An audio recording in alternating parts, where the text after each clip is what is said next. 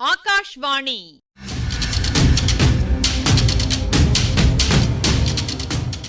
பொன்னியின் செல்வங்கள் வாசிப்பும் ஆய்வும்.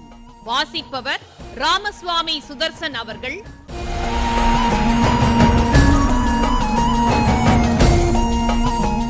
மகாராஜாதிராஜ ராஜகம்பீர ராஜமார்த்தாண்ட ராஜகுலோத்துங்க ராஜகுலதிலக ஈரேழு 14 லோகத்தின் அதிபதி பாரா.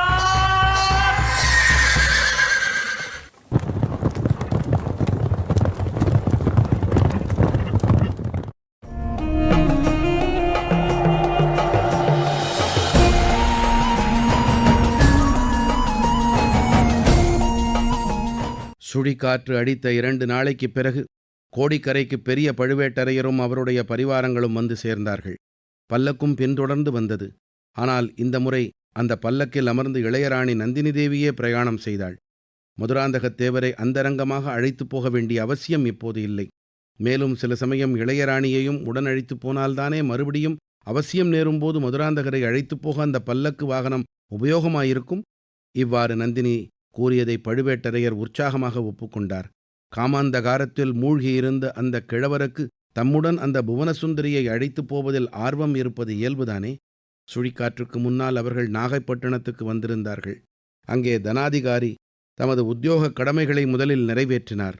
நாகப்பட்டினம் அப்போது தமிழகத்தின் முக்கிய துறைமுகப் பட்டினங்களில் ஒன்றாயிருந்தது. வெளிநாடுகளிலிருந்து எத்தனையோ பொருள்கள் பெரிய பெரிய மரக்கலங்களில் வந்து அந்த துறைமுகத்தில் இறங்கிக் கொண்டிருந்தன.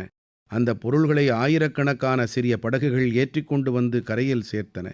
கரையிலிருந்து மாற்றுப் பண்டங்களை ஏற்றிக்கொண்டு போய் மரக்கலங்களிலே சேர்த்தன. இவற்றுக்கெல்லாம் சுங்க திரை விதித்து வசூலிக்கும் அதிகாரிகள் பலர் இருந்தார்கள். அவர்கள் சரிவர வேலை செய்கிறார்களா என்பதை மேற்பார்வை பார்ப்பது சோழ நாட்டு தனாதிகாரி பெரிய பழுவேட்டரையரின் உரிமையும் கடமையும் அல்லவா? அந்த வேலை பூர்த்தியான பிறகு பெரிய பழுவேட்டரையர் நாகைப்பட்டினத்தில் புகழ்பெற்றிருந்த சூடாமணி புத்த விகாரத்துக்கும் விஜயம் செய்தார். பிக்ஷுக்கள் அவரை தக்கபடி வரவேற்று உபசரித்தார்கள். புத்த விகாரத்துக்கு தேவை ஏதேனும் உண்டா, பிக்ஷுக்கு குறைகள் ஏதேனும் உண்டா என்று தனாதிகாரி விசாரித்தார். ஒன்றுமில்லை என்று பிக்ஷுக்கள் கூறி சுந்தர சோழ மன்னருக்கு தங்கள் நன்றியையும் தெரிவித்தார்கள். சில நாளைக்கு முன் இந்த விகாரத்தைச் சேர்ந்த பிக்ஷுக்கள் இருவர் தஞ்சைக்கு சக்கரவர்த்தியை பார்க்க வந்திருந்தார்கள். புத்த சங்கத்தின் சார்பாக சுந்தர சோழர் விரைவில் நோய் நீங்கி குணமடைய வேண்டும் என்ற வாழ்த்துக்களை தெரிவித்தார்கள். அப்போது அவர்கள் இளவரசர் அருள்மொழிவர்மர் இலங்கையில் புத்த தர்மத்துக்குச் செய்து வரும் தொண்டுகளை குறித்து தங்கள் பாராட்டுதலை தெரிவித்தார்கள். இடிந்து போன புத்த விகாரங்களை புதுப்பித்துக் கொடுக்கும்படியாக இளவரசர் கட்டளையிட்டு நிறைவேற்றியும் வருவது இலங்கையில் உள்ள புத்த பிக்ஷுக்களின் மகாசங்கத்துக்கு அளவற்ற மகிழ்ச்சியை அளித்து வருவதாகவும் அவர்கள் கூறினார்கள். சக்கரவர்த்தி பெருமானே, இன்னும் ஒரு மகிழ்ச்சியான செய்தியையும் நாங்கள் கேள்விப்படுகிறோம். இலங்கையின் பழமையான சிம்மாசனத்தை தங்களுடைய இளைய திருக்குமாரருக்கே அளித்து இலங்கை அரசராக முடிசூட்டி விடலாம் என்று பிக்ஷுக்களில் ஒரு பெரும் பகுதியார் கருதுகிறார்களாம். அவ்விதம் தங்களுக்குள் பேசிக் கொண்டிருக்கிறார்களாம். இதைக் காட்டிலும் நம் இளவரசரின் பெருமைக்கு வேறு என்ன சான்று வேண்டும் என்று கேட்டார்கள். இதை கேட்டுக்கொண்டிருந்த பெரிய பழுவேட்டரையரின் உள்ளத்தில் ஓர் அபூர்வமான யோசனை உதயமாயிற்று. பிக்ஷுக்கள் சென்ற பிறகு அதை சுந்தர சோழ சக்கரவர்த்தியிடம் தெரிவித்தார். 3 உலகை ஆளும் இறைவா, தங்கள் அதிகாரம் 8 திசையிலும் பரவி நிலை பெற்றிருக்கிறது. இந்த பரந்த பூமண்டலத்தில் தங்கள் ஆணைக்கு கீழ்ப்படியாதவர்கள் யாரும் இல்லை. ஆனால் தங்கள் திருப்புதல்வர்கள் 2 மட்டும் இதற்கு விலக்காயிருக்கின்றார்கள். அவர்களுக்கு துர்புகத்தி புகட்டும் சிலர் சோழ சாம்ராஜ்யத்தில் பெரிய பதவிகள் வகிக்கின்றார்கள். ஆதித்த கரிகாலர் தங்கள் விருப்பத்தின்படி இங்கு வருவதற்கு மறுத்து தங்களை காஞ்சிக்கு வரும்படி ஓலை அனுப்புகிறார். அவருக்கு இவ்வாறு துர்புத்தி புகட்டுகிறவர் வேறு யாரும் இல்லை, தங்கள் மாமனாரான திருக்கோவலூர் மலையமான்தான். அவ்வாறே ஈழ நாட்டிலிருந்து தங்கள் இளம் புதல்வரை தருவிக்கும்படியாக தாங்கள் பன்முறை சொல்லிவிட்டீர்கள். நானும் ஆள் அனுப்பி அலுத்து விட்டேன். நமது ஆட்கள் இளவரசரை சந்திக்காதபடியும் நம் ஓலை இளவரசரை சேராதபடியும் அந்த கொடும்பாளூர் பெரிய வேளான் செய்து கொண்டு வருகிறான். இல்லாவிடில் தங்கள் அருமை புதல்வர் தங்கள் விருப்பம் தெரிந்த பிறகும் இத்தனை காலம் வராமல் தாமதிப்பாரா? இந்த நிலைமையில் எனக்கு ஒரு யோசனை தோன்றுகிறது. தாங்கள் கட்டளையிட்டால் அதை தெரிவிக்கிறேன் என்றார் பழுவேட்டரையர். சக்கரவர்த்தி சம்மதம் கொடுத்ததன் பேரில் தனாதிகாரி தெரிவித்தார். இலங்கை சிம்மாதனத்தை கவர்ந்து முடிசூட்டிக் கொள்ள சதி செய்ததாக குற்றம் சாட்டி இளவரசரை சிறைப்பிடித்து கொண்டு வரும்படி கட்டளை பிறப்பித்து அனுப்புவோம். அத்தகைய கட்டளையை பூதி விக்ரமகேசரி தடை செய்ய முடியாது. அன்றியும் இளவரசரிடம் நேரில் எப்படியேனும் கட்டளையை சேர்ப்பிக்கச் செய்துவிட்டால் இளவரசர் கட்டாயம் வந்தே தீருவார். இதை கேட்ட சுந்தர சோழர் புன்னகை புரிந்தார். விசித்திரமான யோசனைதான். ஆயினும் ஏன் கையாண்டு பார்க்கக்கூடாது? பொன்னியின் செல்வனை பார்க்க வேண்டும் என்ற ஆர்வம் சக்கரவர்த்தியின் மனதில் பொங்கிக் கொண்டிருந்தது. தம்முடைய அந்திம காலம் நெருங்கி கொண்டிருப்பதாக அவர் உணர்ந்தார். ஆகையால் தம் அந்தரங்க அன்புக்குரிய இளங்கோவிடம் ராஜ்யத்தை பற்றி தம் மனோரதத்தை வெளியிட விரும்பினார். மதுராந்தகனுக்கே தஞ்சாவூர் ராஜ்யத்தை அளிக்க வேண்டும் என்ற தம் விருப்பத்தை அறிந்தால் அருள்மொழிவர்மன் மறுவார்த்தையே பேசாமல் அதை ஒப்புக்கொள்வான். பின்னர் அவன் மூலமாக ஆதித்த கரிகாலனுடைய மனத்தை மாற்றுவதும் எளிதாயிருக்கும். இவ்வாறு சிந்தித்து தனாதிகாரியின் யோசனையை சக்கரவர்த்தி ஆமோதித்தார். அதன் பேரில்தான் அருள்மொழிவர்மரை சிறைப்பிடித்து வரும்படி கட்டளை அனுப்பப்பட்டது. இளவரசருக்கு எந்தவித தீங்கும் ஏற்பட்டுவிடக்கூடாது என்ற கண்டிப்பான கட்டளையும் மரக்கலத் தலைவனுக்கு பிறப்பிக்கப்பட்டது. முன்னர் சொன்ன கட்டளையுடன் 2 மரக்கலங்கள் ஈழ நாட்டுக்குச் சென்ற பிறகு பெரிய பழுவேட்டரையர் சிறிது மனக்கவலை கொண்டார். இளவரசருக்கு ஏதேனும் நேர்ந்துவிட்டால் தனக்கு பெரும்பழி ஏற்படும் என்பதை உணர்ந்தார். ஆகையால் தாமே நாகப்பட்டினம் துறைமுகத்துக்கு நேரே சென்றிருந்து இளவரசரை தக்கபடி வரவேற்று தமது சொந்த பொறுப்பில் அவரை தஞ்சாவூருக்கு அழைத்து கொண்டு வர விரும்பினார். இந்த யோசனைக்கு இன்னும் சில உபகாரணங்களும் இருந்தன. இளவரசர் தஞ்சைக்கு வந்து சக்கரவர்த்தியை பார்ப்பதற்கு முன்னால் செம்பியன் மாதேவியோ குந்தவையோ அவரை பார்க்கும்படி விடக்கூடாது. அந்த பெண்கள் இருவரும் இளவரசர் மீது மிக்க செல்வாக்கு உள்ளவர்கள், பழுவேட்டரையரை வெறுப்பவர்கள். ஆகையால் இளவரசரிடம் ஏதாவது சொல்லி அவர் மனதை கெடுத்து விடுவார்கள். தக்க சமயம் வருவதற்குள், அதாவது சுந்தர சோழர் மரணம் அடைவதற்குள் ஏடாகூடமாக ஏதேனும் நடந்து காரியங்கள் கெட்டுப்போகலாம்.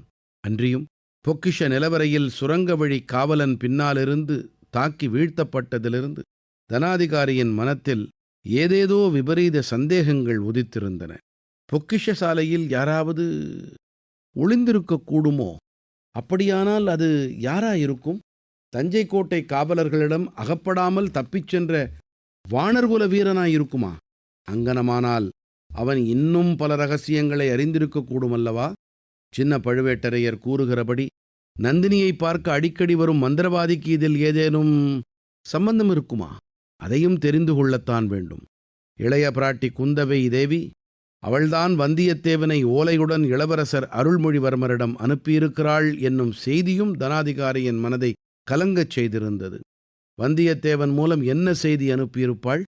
தாமும் சம்புவரையர் முதலியவர்களும் சோழ சிம்மாசனத்தைப் பற்றி முடிவு செய்துள்ள யோசனையைப் பற்றி அந்த பெண் பாம்புக்குச் செய்தி எட்டியிருக்குமா? அதை பற்றி ஏதேனும் அவள் எழுதி அனுப்பியிருப்பாளோ? எப்படியிருந்த போதிலும் இளவரசர் சோழ நாட்டின் கரையில் இறங்கியதும் தாம் அவரை முதலில் சந்திப்பதுதான் நல்லது. வந்தியத்தேவனையும் இளவரசருடன் சிறைப்பிடித்து கொண்டு வர கட்டளையிட்டிருப்பதால் அவனையும் முதலில் தாம் பார்த்தாக வேண்டும். அவனுக்கு என்னென்ன தெரியும், எவ்வளவு தூரம் தெரியும் என்பதனையும் கண்டுபிடித்தாக வேண்டும். இப்படியெல்லாம் யோசித்து பெரிய பழுவேட்டரையர் நாகைப்பட்டினத்துக்கு போய் காத்திருக்க தீர்மானித்தார். அவருக்கு இருந்த காரணங்களைக் காட்டிலும் அதிகமாகவே நந்தினி தேவிக்கு இருந்தன. வந்தியத்தேவனை மறுபடி பார்க்கவும் குந்தவை அவனிடம் என்ன ஓலை கொடுத்து அனுப்பினாள் என்பதை அறிந்து கொள்ளவும் நந்தினி மிக்க ஆவலாயிருந்தாள். மந்திரவாதி ரவிதாசன் போன காரியம் எவ்வளவு தூரம் வெற்றியடைந்தது என்று அறியவும் ஆர்வம் கொண்டிருந்தாள். ஆகையால் நாகைப்பட்டினத்துக்கு தானும் வருவதாக கூறினாள். கரும்பு தின்ன கூலி வேண்டுமா? கிழவர் உடனே அதற்கு இசைந்தார். கடலில் கரையோரமாக உல்லாசப் படகில் ஏறி நந்தினியுடன் ஆனந்த பிரயாணம் செய்வது பற்றி அவர் மனோராஜ்யம் செய்யலானார். அவர் உள்ளத்தையும் உடலையும் எரித்து கொண்டிருந்த தாபம் அதன் மூலம் தீர்வதற்கு வழி ஏற்படலாம் என்றும் ஆசை கொண்டார். பழுவேட்டரையரும் நந்தினியும் நாகைப்பட்டினத்தில் இருந்தபோதுதான் சுழற்காற்று அடித்தது. காற்றின் உக்ர லீலைகளை நந்தினி வெகுவாக அனுபவித்தாள். கடற்கரையோரத்தில் தென்னை மர உயரத்துக்கு அலைகள் எழும்பி விழுவதை பார்த்து களித்தாள். ஆனால் கடலில் உல்லாசப் படகில் ஆனந்த யாத்திரை செய்யலாம் என்னும் பழுவேட்டரையரின் மனோராஜ்யம் நிறைவேறவில்லை. சுழிக்காற்று அல்லோல கல்லோலப்படுத்திவிட்டு போன பிறகு கடலிலே கப்பல்களுக்கும் படகுகளுக்கும் சேதமுண்டா என்பதை பற்றி பழுவேட்டரையர் விசாரித்து அறிந்தார். கரையோரத்தில் அனைவரும் சுழிக்காற்று வரப்போவதை அறிந்து ஜாக்கிரதையாய் இருந்தபடியால் அதிக சேதம் ஏற்படவில்லை என்று தெரிந்தது. ஆனால் நடுக்கடலில் ஈழத்துக்கும் கோடிக்கரைக்கும் நடுவிலே 2 கப்பல்கள் தத்தளித்ததாகவும் அவற்றில் ஒன்று தீப்பற்றி எரிந்து முழுகியதாகவும் கட்டுமரங்களில் மீன்பிடிக்கச் சென்ற வலைஞர்கள் சிலர் கூறினார்கள். இது பழுவேட்டரையருக்கு மிக்க கவலையை உண்டாக்கிற்று. இப்பகுதியின் ஆய்வினை வழங்குகிறார் ஐங்கரன் அவர்கள்.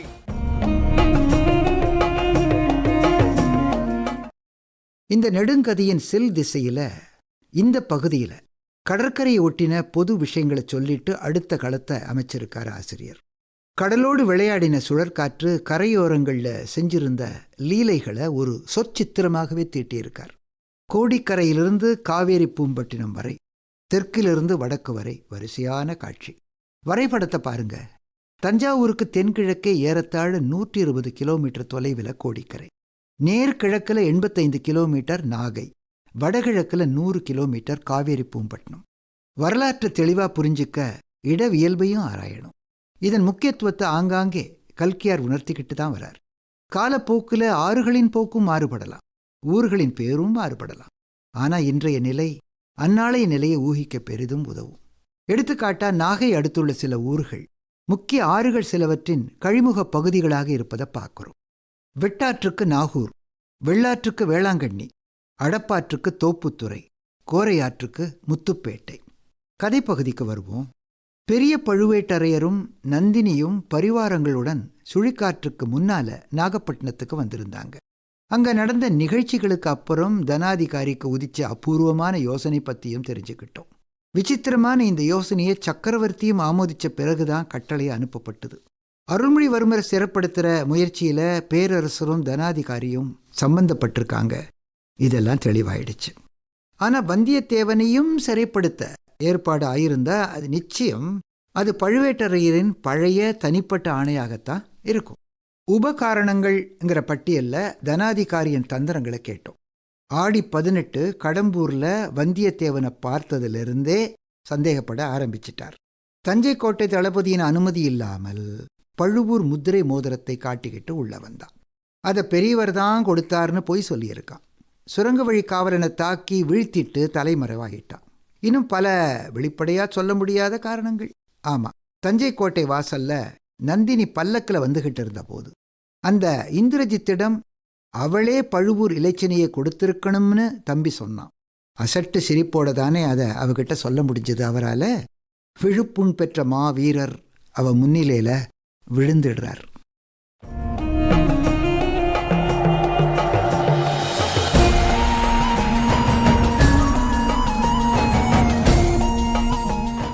பொன்னியின் செல்வங்கள் வாசிப்பும் ஆய்வும் கேட்டீர்கள்.